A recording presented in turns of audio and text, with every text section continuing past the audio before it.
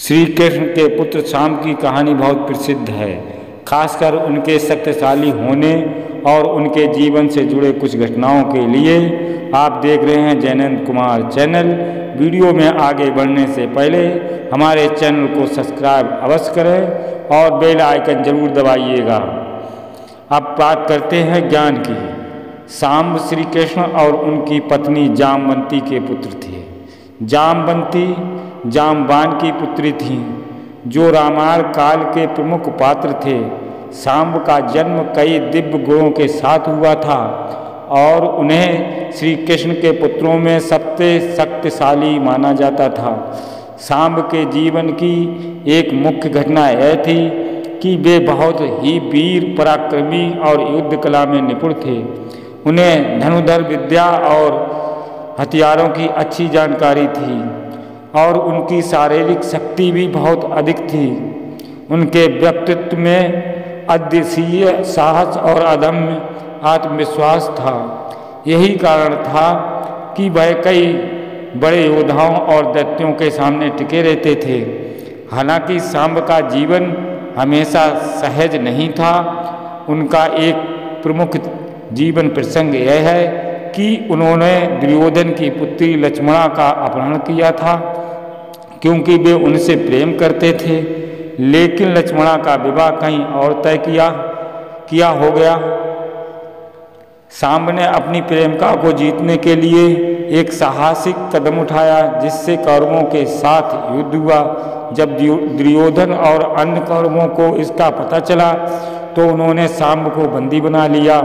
शाम्ब का यह कृत्य शाम्ब की कहानी में एक महत्वपूर्ण मोड़ तब आया जब उनसे अपने मित्रों के साथ मिलकर एक ऋषि को भटकाया।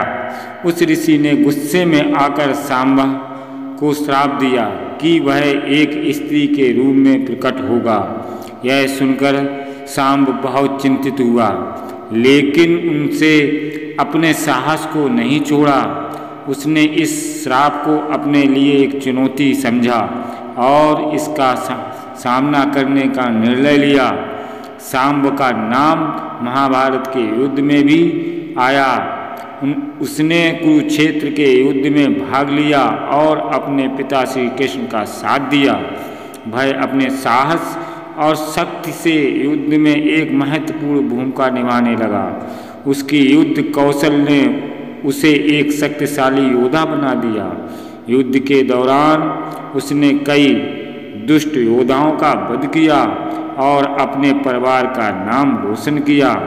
कुरुक्षेत्र युद्ध के बाद शाम्ब ने अपनी शक्ति का उपयोग करके कई दुश्मनों को पराजित किया। लेकिन उसकी कहानी में एक और मोड़ आया जब उसने काशी करने का प्रयास किया। इस कार्य ने उसे काशी के राजाओं को क्रोध का शिकार बना दिया। काशी के राजा ने उसे पकड़ लिया और श्राप दिया कि उसकी शक्ति और धन का अंत होगा।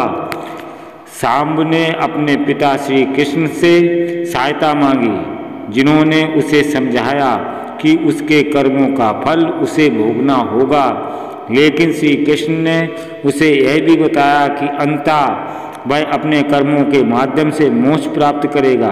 शाम्ब ने अपने कृत्यों को स्वीकार किया और इस श्राप को अपने जीवन का एक महत्वपूर्ण हिस्सा माना। शाम्ब की कहानी में यह सिखाती है कि हमारे कर्मों का फल हमें भोगना पड़ता है। उसके साहस, शक्ति और उसके द्वारा किए गए कर्मों ने उसे एक अद्वितीय पहचान दी। वह केवल श्री कृष्ण का पुत्र नहीं, बल्कि एक शक्तिशाली योद्धा और अद्भुत व्यक्ति था।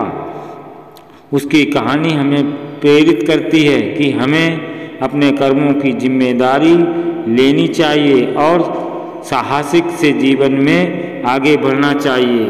तो दोस्तों, हमारी ये कहानी आपको कैसी लगी?